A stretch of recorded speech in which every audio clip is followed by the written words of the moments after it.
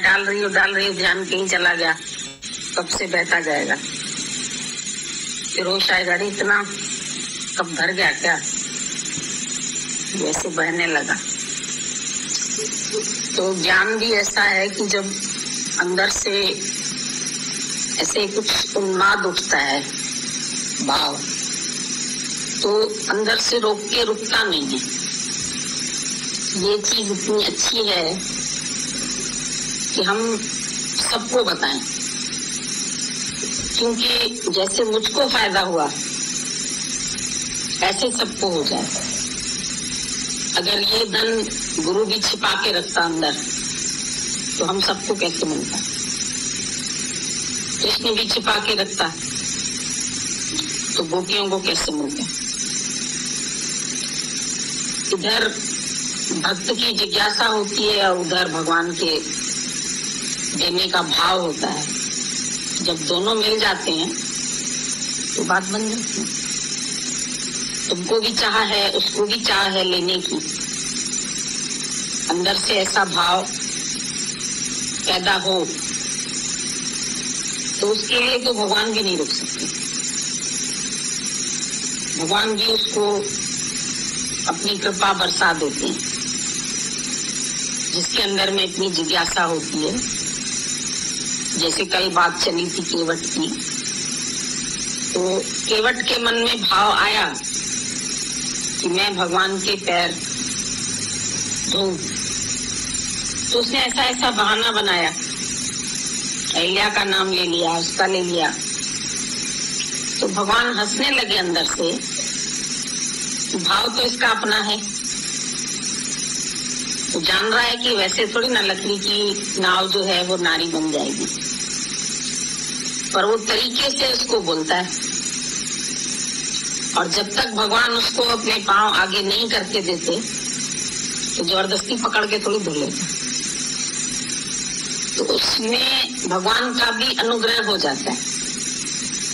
अगर सामने ऐसा भाव वाला आ जाता है तो रामचंद्र का भी ऐसा भाव उसके प्रति बन गया। जो ऐसा जिज्ञासु आता है तो भगवान भी उसके अंदर ऐसा ज्ञान उंडेल दे। ये कोई देने लेने की बात नहीं होती है, पर ये भाव की भाषा है। और भाव की भाषा में कोई रूल नहीं है कि ऐसा ही हो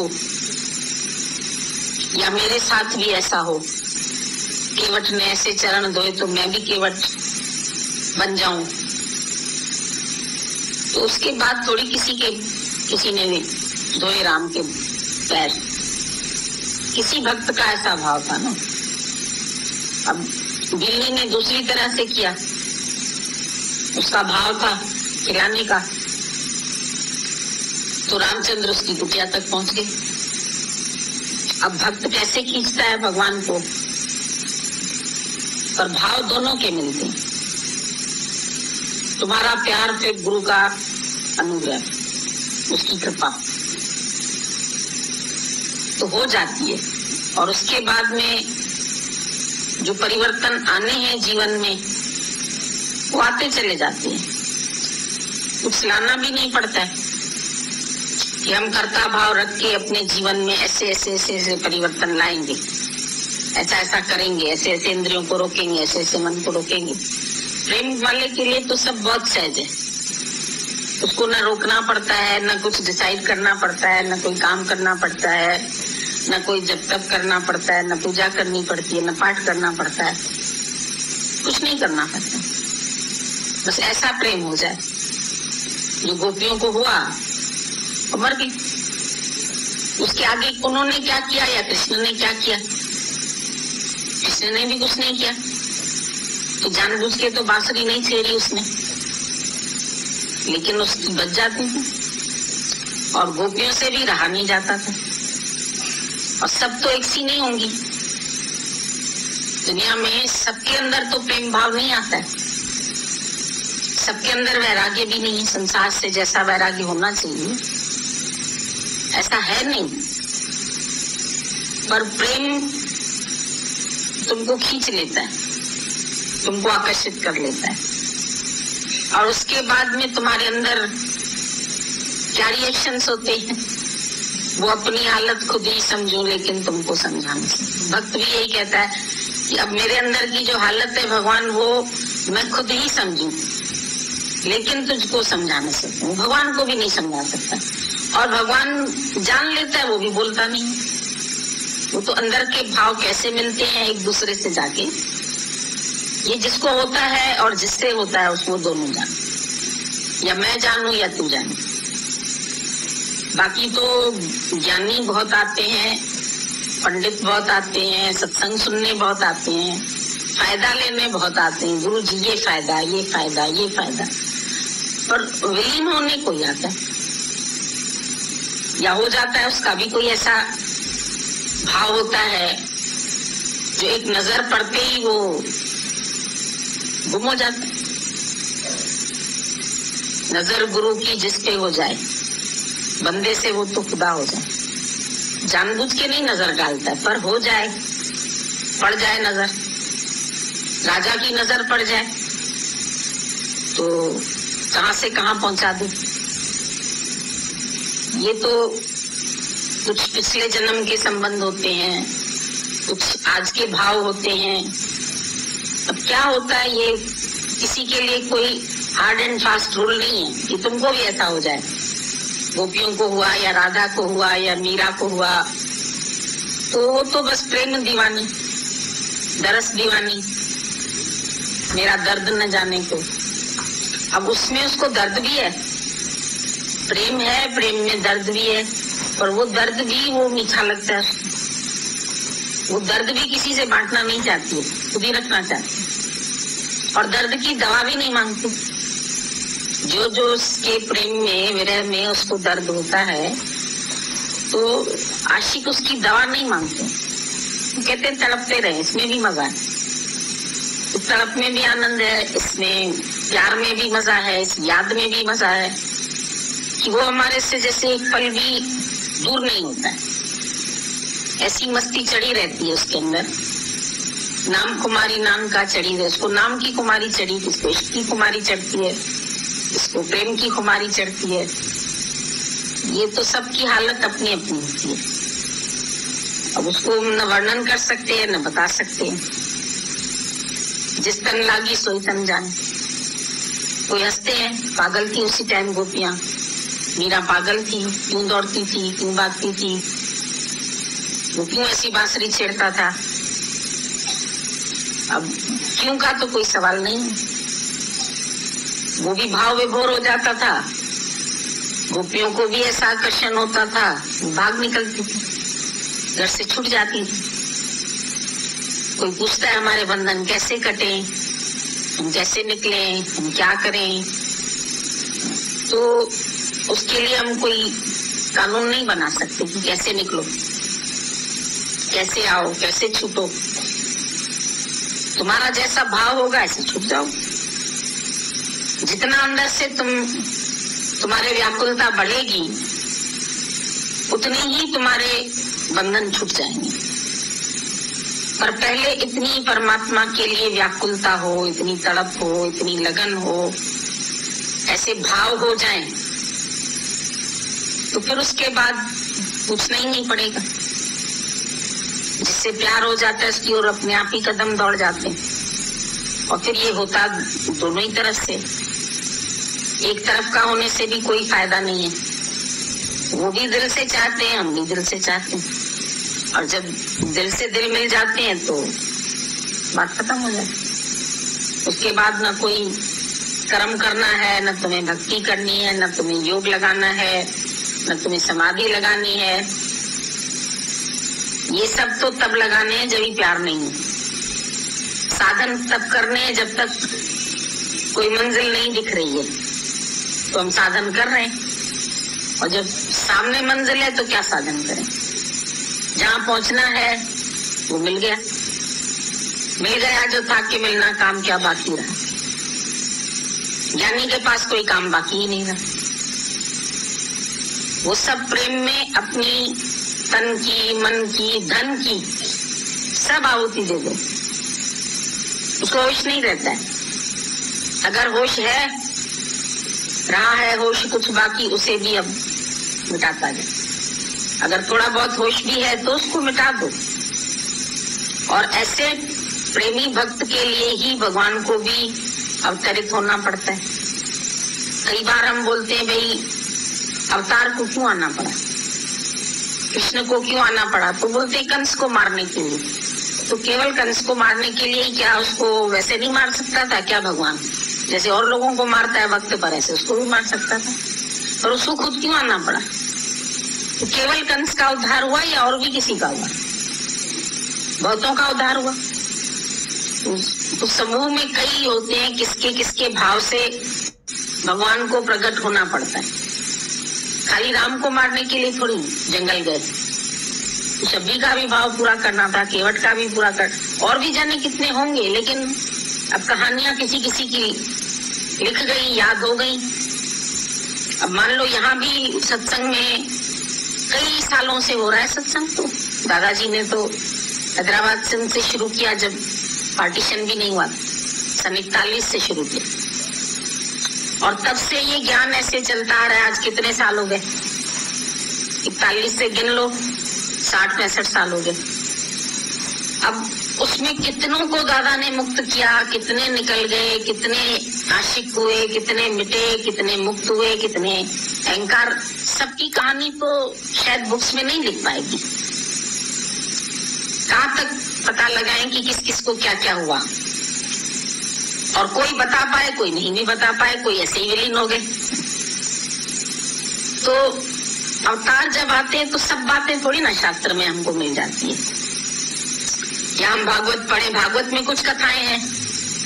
सुदामा एक का भक्त, ऐसे भक्त कई होंगे। केवल सुदामा ही थोड़ी भक्त था कृष्ण का, भक्त तो कई हुए होंगे। अब इस समय भी मालूम नहीं कितने अंदर ही अंदर भक्त हैं, लेकिन सबके लिए कोई शास्त्र तो नहीं बन रहा है। कौन मुक्त हुआ, कैसे मुक्त हुआ, कैसे छूटा, कैसे माया से निकला, कैसे विषयों से आसक्ति चली गई, कैसे अपने स्वरूप में लीनता आ गई, हजारों हो जाते हैं। वर्णन कुछ एक आध का आ जाता है। कैसे भाव से सुदामा पहुंच गए थोड़े से चावल लेके, और फिर उसके लिए अगर वो थोड़े कदम चल के आया तो भगवान अपनी गद्दी ही छोड़ के आ गए। खाली किसी ने, द्वारपाल ने कहा भाई सुदामा खड़ा है, और नाम सुना उसका, तो अपने चपरासी भी भेज सकता था, द्वारपालों को भी आज्ञा खाली दे सकता था, ले आओ उसको। किसी और को भी कह सकता था, रानियों को भी कह सकता था, दासियों को भी कह सकता था। खुद क्यों दौड़ गया? खुद काय के लिए दौड़ा? उसका भाव था मेरा मित्र आया। तो इतना पता लगते ही, तो प्रेम ऐसी चीज है, तुम्हारे अंदर है तो गुरु के अंदर से भी प्रकट हो जाती है। तुम इतना खींचते हैं, तुम्हारी इतनी कशिश होती है, तो उसके भी कदम चले आते। अब कहते रहो आ जाओ भगवान हमारे घर आ जाओ, हमारे घर आ जाओ। तो इन्विटेशन से थोड़ी जाता है, या कोई काम है तो भी जाता है, तो बिना काम के भी चला जाता है। विदुर ने इनवाइट नहीं किया था भगवान को, दुर्योधन का मेवा छोड़ दिया, उसके घर का साग भी अच्छा लगा। अगर उसको खाली इज्जत मानी ही चाहिए था, शाहूकारी ही चाहिए थी, तब तो वहां बैठ जाता। क्योंकि दुर्योधन जो था वो भी कम बलशाली तो नहीं। ऐसा नहीं है कि अर्जुन ही बलशाली था या भीम ही बलशाली था। भीम से टक्कर लेने वाला दुर्योधन भी बलवान था, पर उसकी केवल दुर्बुद्धि थी। तो सामने भी भगवान खड़ा है तो वो उसको नहीं मांग रहा है, वो कह रहा है मुझे सेना चाहिए, तो खुश हो गया। तो कई भगवान सामने भी आता है तो उससे पदार्थ चाह लेते, माया चाह लेते, और मिल जाती है तो खुश भी हो जाते हैं जी हमारा, हमने ये करिश्मा देखा, हमने ये करिश्मा देखा। ये करिश्मे सब जो होते हैं तो भगवान के दरवाजे के बाहर, जैसे तुम्हारे दरवाजे के बाहर धूल मिट्टी पड़ी हुई है, उसमें कंकड़ पत्थर पड़े हैं, जितने मर्जी उठा लो। ये करिश्मे भगवान कोई खास करता नहीं है, ये तो भगवान के द्वार के बाहर तक तुम पहुंचे तुमको बहुत दिखने लगेंगे, पर केवल दीवार छूने से तुम उससे मिले तो नहीं ना। उससे तुमको करिश्मे हुए तो तुम तो एकाकार नहीं हुए उससे। खाली करिश्मे ही देखे, ये बीमार ठीक हो गया, ये फलाना ऐसा हो गया, उसकी नौकरी लग गई, उसका काम हो गया, वो मुक्त हो गया। ये तो छोटी छोटी बातें हैं। जो रस ज्ञानी को मिलता है उसके आगे तो ये सब बातें बहुत मामूली है। कोई इसका मकसद नहीं है। भगवान का भी ये मकसद नहीं कि तुम करिश्मे ही देख के खुश हो जाओ। ऐसे तो हर एक के साथ बहुत बड़ा करिश्मा है। भगवान ने जो तुम्हारे बॉडी में इतना सब रचना की, बहुत बड़ा करिश्मा, जो आज का डॉक्टर भी नहीं जान पाता अंदर कौन सी खराबी, कौन सी बीमारी, कौन सी नस, कौन सी नाड़ी, और कैसे उसने एक एक को घड़ा है, और कैसे तुम्हारा हार्ट पंपिंग कर रहा है तुम्हारे अंदर। सब चीज अगर देखी जाए ईश्वर की कुदरत में, तो वो तो एक एक पल में करिश्मे हो रहे हैं। आज पेड़ को तुम देखते, हमें बोला कौन सा ऐसा हैंड पंप है उसके पास जो नीचे जड़ों से पानी ऊपर तक पहुंच जाता है। कितने ऊंचे ऊंचे पेड़ है, और उससे ऊंचे में ऊंची डालियों पर भी हरी हरी पत्तियां हैं। तो वहां तक पानी पहुंचा कौन से उससे? अभी हमको ऊपर टंकी में पहुंचाना है, मोटर चलानी पड़ती है। अब हर एक पेड़ के अंदर मोटर फिट है, तुमको भी नहीं दिखती है। अगर करिश्मे देखने बैठो तो झरने ऐसे बह रहे हैं, कैसे पानी से। अब हम अगर नमक वाला पानी उबाल लें तो नमक तो फिर भी बचेगा ना, लेकिन भगवान एकदम शुद्ध पानी खींच लेता है सूर्य से। सूर्य कितना बड़ा पंप है, ऊपर खींच लेता है। कहाँ समुद्र, मतलब बिल्कुल हर एक उसकी हिल्स की ऊंचाई नापी जाती है समुद्र के उससे तल से। तो समुद्र तल से कितना ऊंचा है पहाड़, और कितना ऊंचा है वो सूर्य, और कैसे वो एकदम शुद्ध पानी, डिस्टिल्ड वाटर है ये, वो वाटर तुम्हारे को ऊपर से देता है। इतनी ऊंचाई पर चला जाता है। ये रोज का खेल पल पल में हो रहा है, यहाँ भी हो रहा है, इस वक्त भी हो रहा है, जो हम शायद नहीं देख पाते। तुम्हारे शरीर से पसीना निकलता है, वो भी एवेपोरेट होके शुद्ध हो जाता है। जो चीज है गंदगी नीचे छूट जाती है, साफ पानी ऊपर, साफ चीज ऊपर। करिश्मे देखो बैठ के भगवान, कुदरत के करिश्मे देखते जाओ, एक एक पल में हो रहे। बाकी तुम्हारे साथ कुछ होता है तो तुम कहते भगवान ये आपकी वजह से हुआ, लेकिन भगवान कहता है मेरा भक्त तो इतने में कुछ नहीं होता है। ये फायदा हो गया, ये फायदा हो गया, ये फायदा हो गया। वो तो जब तक मिलन नहीं होता, उसका योग नहीं होता, तब तक वो इन सब चीजों को छोड़ता जाता है। उसके लिए ये बातें कोई बड़ी नहीं है कि भगवान से यही चीजें ही मांगनी। अब हनुमान को माला दी मोतियों की, सीता माता ने प्रसन्न होके, कोई खुश हो जाए। उसने तो एक एक दाना तोड़ दिया, तो सीता को लगा भी ये तो वानर है, इतनी अच्छी मैंने सच्चे मोतियों की माला दी इसको, और इसने तोड़ दी, और तोड़ तोड़ के फेंक रहा है। तो बोला क्या तुमने मेरे प्रेम की यही कीमत चुकाई? तुम तो समझते ही नहीं हो। उसने बोला इसमें राम नहीं तो मैं इसको क्या करूं? तो बोला कि तुम्हारे इसमें शरीर में राम है क्या? कहता हाँ है, और यूं करके दिखा दिया। राम सीता दोनों बैठे हैं हृदय में। तो इसको माला को क्या करूं मैं? जिसको राम मिल जाए, जिसको हृदय में ही सब कुछ मिल जाए, तो बाहर के पदार्थों से उसकी क्या प्रीति हो सकती? और अगर तुम्हारी प्रीति अभी तक भी संसारिक पदार्थों से, जगत से है, तो फिर या तो भगवान से पूर्ण प्रीति नहीं। जिसकी प्रीति परमात्मा से लग गई उसके लिए सब छा करने तू सो नजर, क्या उसको क्या चाहिए माया से? भगवान से भी वो कोई माया थोड़ी मांगता है। माया तो भगवान के पीछे पीछे अपने आप आती है। धन तो सबके पास है, लक्ष्मी सबके पास है। एक रिक्शा वाला भी तुमसे 10 रुपया ले लिया, उसके पास भी मनी हो गई, लक्ष्मी हो गई। तुम्हारी मैरी के पास भी हो गई। तुम्हें 500 रुपया उसको तनख्वाह दी, दूसरे ने दी, चौथे ने दी, तो 3-4 हजार रुपया तो उसके पास भी लक्ष्मी, तो वो आई गई उसके पास। पर भगवान कहाँ है सबसे? भगवान तो सबको नहीं मिलता। शुद्ध धारा लक्ष्मी पापी को भी होती।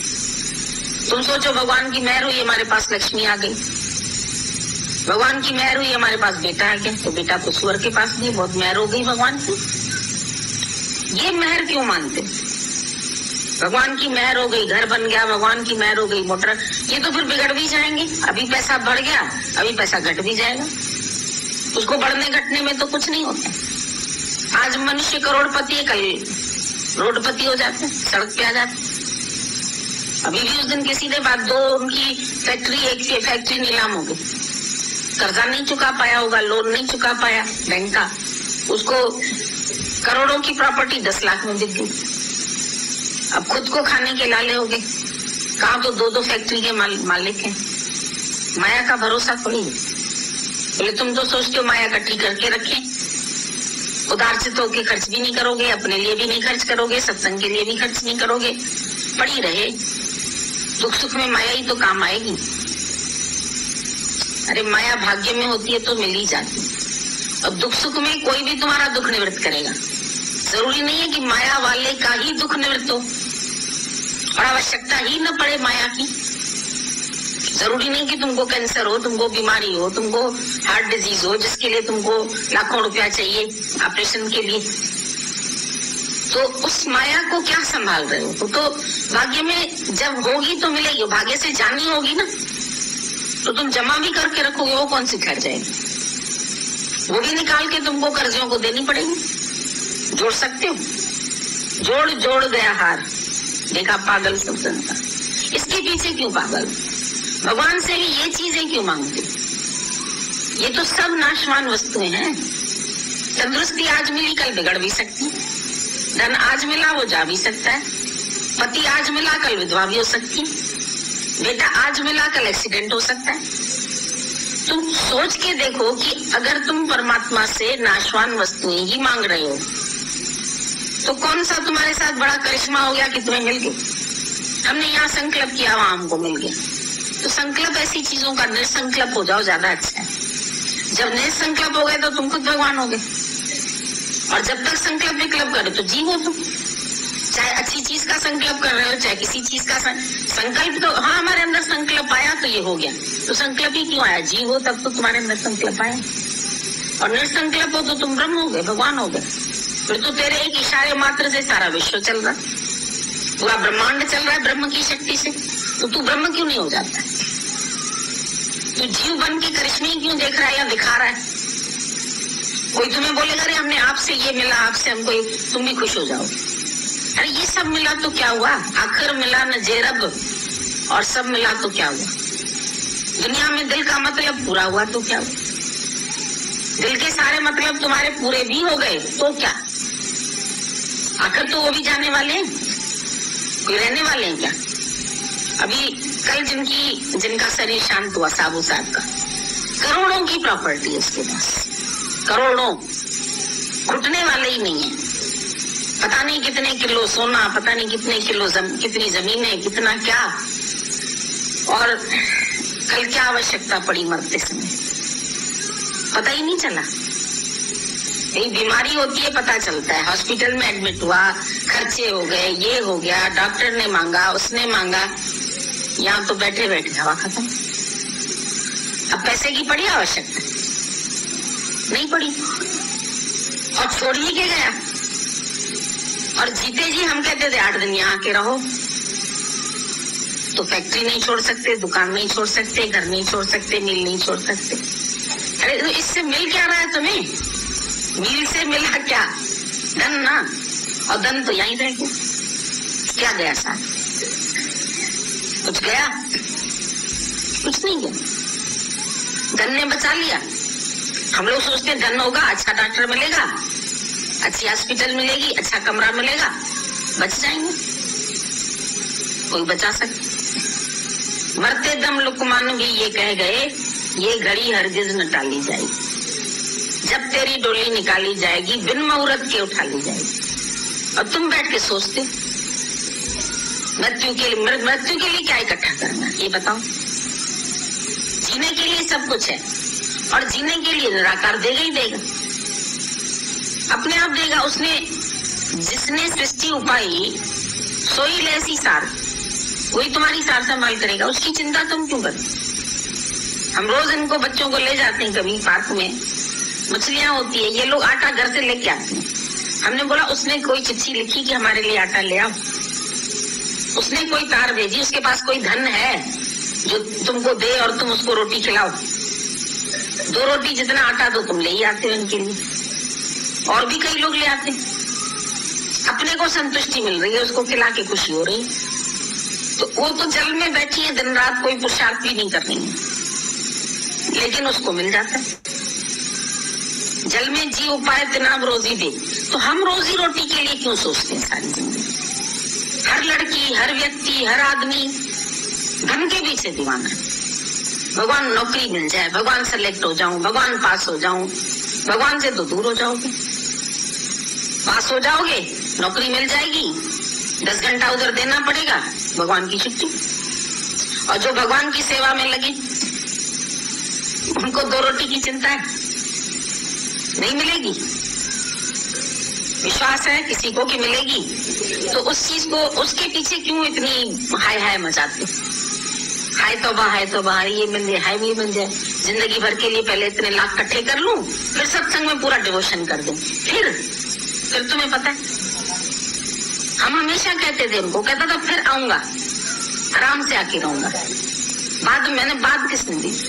मैं सिर्फ इतना ही बोलती थी हमेशा, अरे बात साबू साहब आप बोलते बात किसने दी?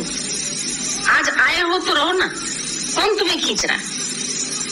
मिल देखनी पड़ती है ना, सोचना पड़ता है ना, नहीं फारग होता जीते जी। हम कभी कभी सोचते हमारे अंदर में ऐसा क्यों भाव आता है कि ये लोग आज ही मौत खरीद कर लें, आज ही छूट जाए, आज ही भगवान के हो जाए। ये नहीं होना चाह रहे। काम तो दोनों तरफ से बनेगा। हम कितना ही चाह लें, हम चाह लें ये लड़की आज मुक्त हो जाए, ये कहे नहीं हमें तो अभी शादी करनी है, हमें तो अभी दुनियादारी करनी है, अभी तो हमको इधर देखना, अभी तो हम क्या कर सकते? नहीं कर सकते। पर इधर भी चाहे, इधर भी चाह पैदा हो जाए, काम बन जाए। हमने पसंद कर लिया, तुम भी पसंद कर लो। लेकिन तुम पसंद करने में सोचा विचारी करते हो, और सोचा विचारी में तुम ये सोचते हो पता नहीं फिर आगे कहीं ऐसा ना हो कि मेरे अंदर इच्छा जागृत हो जाए, तो वासना आ जाए, तो ये कौन सोच रहा है? ये किसने विचार लाया? ये मन ने लाया। अब मन अच्छा है या गुरु अच्छा है? 2 में से सिलेक्शन करो तुम। अगर मन अच्छा है तो उसकी मान लो, वो तुम्हें सही रास्ता दिखाता है, उसने सारी दुनिया को सही रास्ता बताया, उसकी मान लो।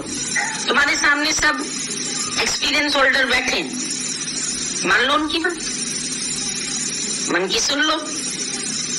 फिर क्या होगा? आगे क्या होगा? हम कहते हैं तुम भगवान के सिवाय जी सकते हो और माया के सिवाय नहीं जी सकते हो, और ये तुम कहते हो हमारा भगवान से बहुत प्यार है। हम क्या जाने ये प्यार है? तुम तो भगवान से भी अपनी इच्छा पूर्ति के लिए हमारे घर आ जाओ, हमारे शादी है आ जाओ, हमारे यहाँ मुंडन है आ जाओ।